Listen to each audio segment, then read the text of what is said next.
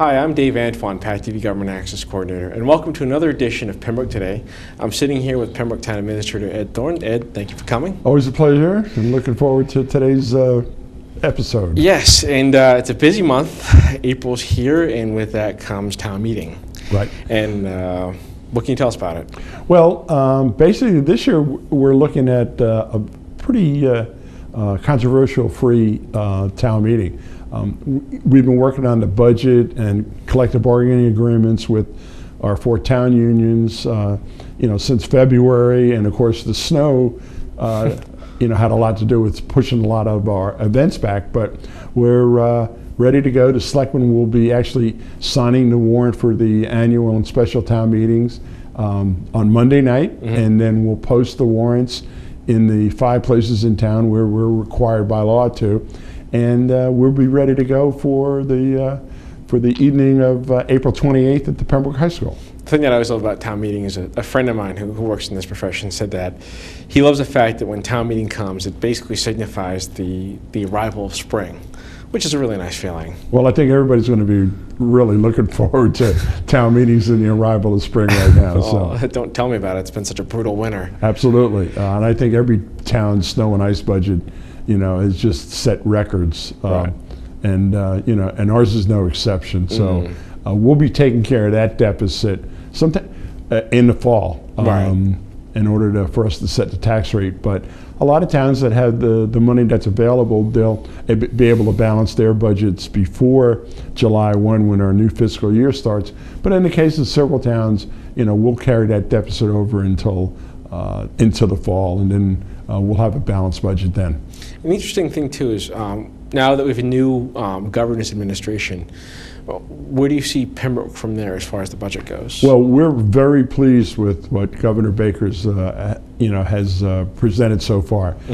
First of all, he released the extra $100 million in Chapter 90 funds, so that allows us to generate about in excess of $800,000 a year.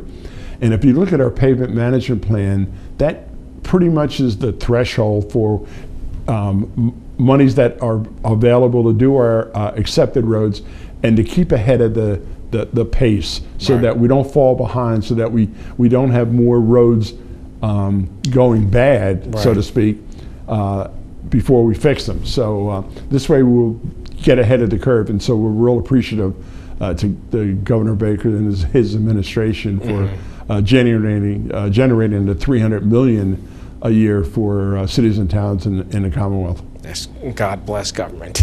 Well, it's for us it was an additional $280,000 a year. Yeah. And that's a welcome source of revenue. Oh, of course it is. And well, speaking of funds, I guess we'll just get into town meeting itself. There are a couple articles that really stood out. I know there was Article 13, which is about the owl bog. Right. What is that specifically? Well, it's a 10-acre site that's located across Mattakesett Street from Furnace Pond. And why the purchase of this property is going to be so important is that historically Furnace Pond has been on the EPA's endangered waterway list nationwide. I think I saw a report where almost 40% of the nation's rivers and streams and lakes and ponds and coastal areas are what is known as endangered for one reason or another. In the case of Furnace Pond, it's a pond that has been historically sort of like downriver from Oldham Pond, and so a lot of the phosphorus that creates algae blooms in Furnace Pond ends up in Oldham Pond ends up in Furnace Pond. And what's happened over the years, and there's no place to go for Furnace Pond. Right. So what's happened is that if the pond, let's say, is 20 feet deep, 5 feet of that is water. The remaining 15 feet can be what we call affectionately known as muck. And it's watery mud. And so what it does, if untreated, it will gradually choke that pond. It'll choke all the vegetation, it'll choke all the marine life out of that pond. And because Furnace happens to be one of the legs of the herring run, it's imperative that we do something about Furnace Pond. We did a diagnostic study and a dredging study in 2007, and it talks about how we could dredge Furnace Pond. The problem with that is, where do you take this muck? Whether you truck it out, because once you get it out of the pond, you got to take it somewhere. So either you truck it out, which is going to be very expensive, or you literally pipe it somewhere. And the only open areas that we had up until recently were maybe a mile away, and so we would have to pipe that stuff a mile away. When I found out that this Androck property was available for sale, we saw that as the ultimate solution for this, for the dredging project to save Furnace Pond. And we would literally pipe the muck under Mattakesa Street to this 10-acre site, and we would allow this stuff to dry, and then naturally, and then we could make money off of this stuff as well. So it's a long, a complicated process, but we won't be able to do this dredging project unless we purchase this property, and it makes it economically feasible to do this. Well, like you said, you're able to make money off it. Can you explain what that is? Well, it's kind of like fertilizer. I mean, it's non-toxic. It's very fertile. Right. But it's 99% water. So we got to let it dry out. Now you can do in a belt press and artificially dry it out, which would cost money. But that's something we need to explore. But we can't do the project unless we buy this property. That's really interesting. And I mean, the herring run is such a critical part that contributes to the nature and character of Pembroke. Oh, absolutely. The spawning ground's Oldham Pond. So they start at the North River on the Scituate, Marshfield, Norwell, border. Yeah. And they end up at Oldham Pond in Pembroke. That's pretty interesting. So Furnace Pond is part of that link to get to Oldham Pond. I mean, it always fascinates me that with town meeting and government, that it could be any variety of subjects, as long as it's related to the government of Pembroke. And this is such a great thing for the environment of Pembroke, and just for the government, just to help. We never would be able to do this project if it wasn't for the fact that this piece of property is available. Right. And that really helps us. The culvert is already under Route 14, Mattakesa Street. There's a pump station there. Everything's in place, so we're real pleased that we're going to be able to pull this off. Wow, that's really fascinating. And I guess, moving on, there were a certain set of articles, 3 I believe, and a lot of them were based on recommendations of the Department of Revenue, and they were Articles 15, 16, and 17. And Article 15 was related to let's see, it was eliminating the requirement that a capital plan be enacted at a special fall town meeting, and that it shall be the sole article in the said warrant. What does that mean? Way back when, and whenever these articles were devised, somebody came up with the bright idea that, you can have a fall town meeting, but it can only be for capital items. I mean, we're talking about items that cost $5,000 or more. Well, over the years, it became impractical just to have a fall town meeting solely to purchase capital items. Now, we do that, and that's usually when we do our capital plan, but there are occasions when other things come up that we need to take care of. Yeah. And the Department of Revenue and our town moderator, and we looked at some of these articles that were antiquated and said, we got to get rid of this stuff. That it doesn't make any sense anymore. Well, it's all about streamlining too and making things more efficient. And then, so Article 16, another very interesting article was there's a discussion about the town meeting being held on the second Tuesday in May. They have mentioned in the DR report, and we've seen this over the years, that the further you get closer towards July, but you don't want to go too far into the summer, where then you have attendance problems. But unless you're a town that has a lot of resources, and you can have your town meeting in March or early April or whatever. If a town like Pembroke, which depends about 25% of its total revenue on state aid, and the state legislature is waiting until May or June to decide how much state aid you're going to get, then a lot of times you're just rolling the dice. about how much money you're going to be getting. Now, fortunately for us this year, we have a balanced budget going into town meeting. We're not going to require any free cash or stabilization to balance the budget. So we're in great shape, not financially from a standpoint where we're banking money, right, but we have enough money to have a balanced budget starting July 1. But not every year that's the case, and so DRR recognizes that, and they say, you need to push back your town meeting, a few, maybe a week or two, and go from there. So we're gonna try that at this town meeting, and it'll take effect for the next town meeting in 2016. That could be a very interesting concept if it doesn't get voted on. And then that also brings us to Article 17, which will finalize the trio. This was about the consultation with the moderator, allowing for a consent calendar. Yeah, I think what's happening is that town meetings are getting more and more streamlined. Mm-hmm. And in the DRR report, it talks about getting rid of some of the mundane bookkeeping, housekeeping things, you might want to call them, that take up a little bit of time, and that they should all be put in one article and be voted on by town meeting right off the get-go. Right. Things like town reports, the election of officers, things like that are mandatory, but actually generate no discussion whatsoever. Right. Yeah. And so that's one of the items that has been recommended by the Department of Revenue. I can't tell you how many times I've heard the word housekeeping articles at like town meetings that I've covered over the years. That's a great idea, by the way.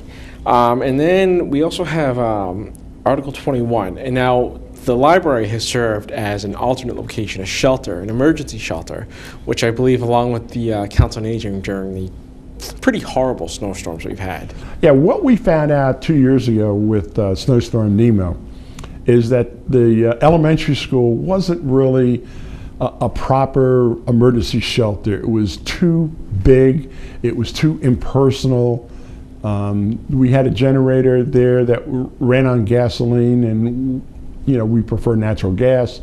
And we also saw that the library was a better emergency shelter. It was a little bit cozier. Mm-hmm. We had a place where, and of course now we found out that, people won't leave their pets at home during a snowstorm or a hurricane or whatever. So you want to have an area set aside for animals, for pets. And we have that at the library. So we could have a shelter for animals, for their pets, in addition to a people shelter.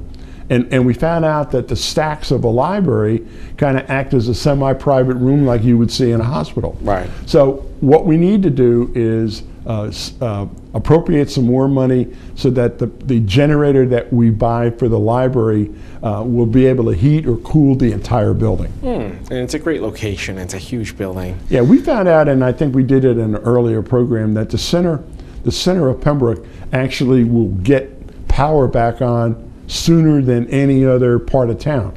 And we've discovered that over the years. I don't know, it's a quirk of the electric system, but it is what it is. And so that's why the Council on Aging building and the library have become key components of our emergency management program. And hopefully we won't have to worry about that anytime soon. Absolutely. Yeah.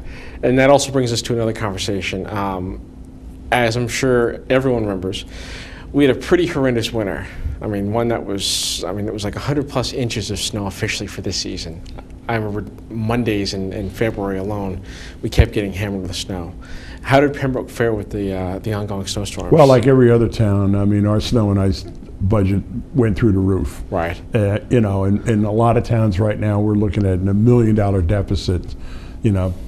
Plymouth probably $2 million. The DPW has seen that there's going to be a need for additional equipment, and they have proposed a debt exclusion which was for the 18. ballot, and that as a result of this winter, they have listed the 4 pieces of equipment that they think they need, that they have to have in order to efficiently combat the winter that we've had. And so they have as an article to borrow $950,000 for the 4 pieces of equipment, and if it passes at town meeting, it'll go on the ballot the following Saturday, May the 2nd, as a debt exclusion, which means that the borrowing that we do will be for a 10-year period. Right. And we'll be asking the voters to pay back that borrowing over a 10-year period. Okay. And I mean, you can never put a price on DPW equipment because you're going to need it just to help the town and for safety and obviously the roads. So it's pretty critical, obviously. Right. And that also brings us to Article 27, which I know is a pretty popular article. It's about the override. Correct. What is that specifically? Well, the school department, when they prepared their FY16 budget, it was determined that they were going to be short about $1.3 million. And what I was able to do when I prepared my townwide budget in early February was to allocate about $500,000 to the school department. That was about the best we could do at the time. We had about $1 million that we were going to generate extra in revenue, and $500,000 went to the school. About $400,000 went to fixed costs, which is like health insurance, property insurance, unemployment claims, what have you. And those are fixed costs. And then the rest was able to go to town government, about $100,000 or so to town government. The superintendent saw that there would be a deficit, a sizable deficit, and he announced the budget cuts, whether it was personnel or programs, that were going to be as a result of that deficit. Parents in Pembroke decided that they wanted to champion an override that would erase that deficit. So this article, which we have for the annual town meeting, will also be a ballot question the following Saturday on May the 2nd, and it will be to raise $1.3 million for the school department. And that would be a Proposition 2.5 override, which is good forever unless there's a subsequent vote to eliminate it. So it'll be an article and probably generate the most discussion that Tuesday evening, and then it'll be, if it passes Tuesday night, it's going to be on the ballot anyway, but it needs both votes. It needs the vote of town meeting to appropriate the money, and it needs the voters' approval at the ballot box to literally approve the appropriation and the vote of town meeting. It's expected to be a very popular article at the town meeting. Well, it'll generate a bunch of discussion, and we're prepared to have in excess of 500 people at town meeting if that many people show up. So we have provisions to have the overflow at an adjacent room, which is actually the high school cafeteria. Right. So we'll have all that lined up. And one of the interesting things is that if something like that were to happen with the overflow, you guys would definitely accomplish the quorum for Pembroke for the town meeting. You know, in the past, quorums have been an issue with us, and you know, maybe it's a testament that people pretty much understand how our government's operating and that we're doing the best we can. But our quorum's 150 people. Right. And for a town of 20,000, it seems like a pretty small number, but on occasions, we've had a tough time getting 150 people. We've amended that recently so that we have to start town meeting with 150, and to maintain, we have to have at least 100 people there. So, but obviously we're not going to have that problem on the 28th, we think. Hypothetically speaking, if you guys weren't able to reach that number of 100, would the town meeting just be postponed until there could be a date? Yeah, you always have the chance that somebody's going to question the quorum, and when they do that, then we have to count bodies in the auditorium. And on one occasion, several years ago, we had to literally adjourn town meeting because we didn't have a quorum. And then we met a second night, and we didn't have a quorum the second night, and so we just dissolved that town meeting until the next spring.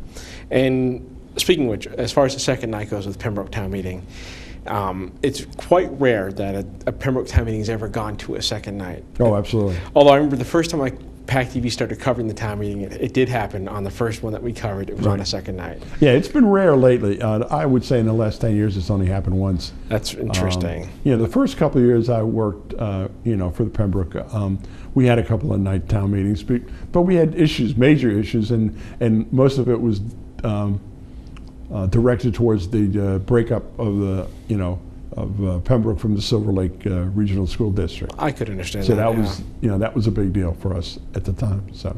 God. Well, this should be an interesting night regardless, as it always is in Pembroke. And it's been at the high school for years. And Steve Dodge is a great town moderator. And I have to say, I really admire, how Pembroke Town Meeting operates. But you guys should have a pretty productive town meeting as always. Well, we pride ourselves in having everything lined up beforehand. We try to minimize debate to issues that would justify having some debate. But usually our budget process goes through as quickly as it takes the moderator to read the various line items.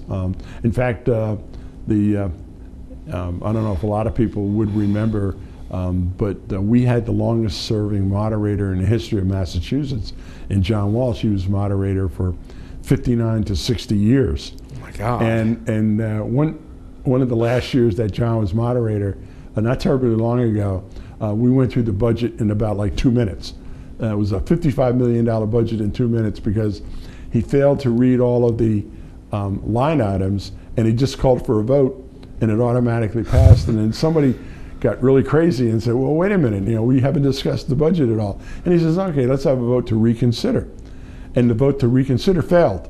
So we were done with a $55 million budget, and it got to be 2 minutes. It had to be a record. So now, with this Pembroke Town Meeting this year, do you see any other items besides ones we mentioned that will stand out for the crowd? No, the budget's pretty much balanced. Right. It's agreed upon by both. Well, the budget that I presented to advisory has been agreed upon by advisory, so that's a no-brainer there.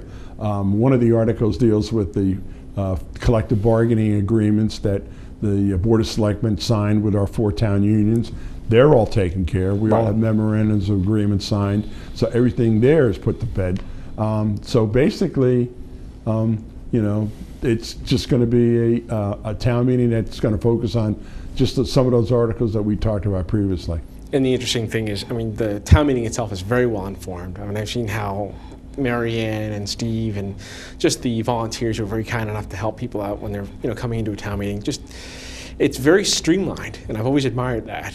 And that's a really good quality to have. We try to make it like that because we don't want a food fight, out there. And I know some communities have extensive town meetings. They might have the same number of articles that we have, although this is a very slim and trim warrant that we have this year with only 27, 28 articles. Yeah. That's pretty rare. But you'll have towns that'll have 50 articles and they're expected to go 4 nights. Oh yeah, I've seen that happen before. So, I don't think we've ever done that.